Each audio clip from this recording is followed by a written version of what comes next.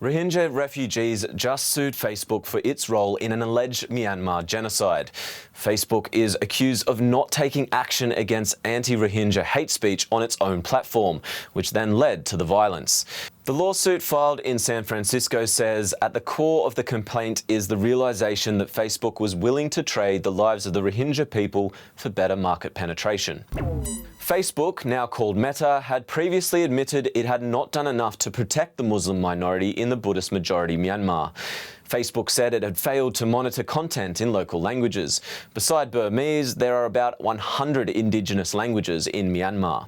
According to the UN, up to 1 million Muslim Rohingya have been driven out of Myanmar. UN human rights experts say Facebook posts played a decisive role in stirring up hatred. Now the Rohingya are suing for $150 billion US. That's roughly 130 billion euros. Facebook's role in this alleged genocide is disturbing. The lawsuit against Facebook affects all internet users because it could be the final straw which leads to a change in platform liability. That could fundamentally alter what can or can't be expressed online. In the US, Facebook, much like other social media platforms, is not required to moderate content. Internet companies are exempt from liability over content posted by their users. That's stated in Section 230 of the US Communications Decency Act. In the current case, lawyers of the Rohingya sent a letter of notice to Facebook's US and UK offices. They argued that the law of Myanmar should be applied, which has no such protections. Can foreign law be applied to a US tech company? Well, we asked an expert. You can bring Myanmar law or the law of any foreign jurisdiction into US courts. US courts will hear claims arising under foreign law. But it's in very special cases where it's entirely justified. That doesn't mean that US courts will ignore American law in the process. Overall, experts think the chances of success for the lawsuit are slim. Still, it is considered important because it again raises the question of liability, and it will further force Facebook to step up when it comes to content moderation, especially in languages other than English.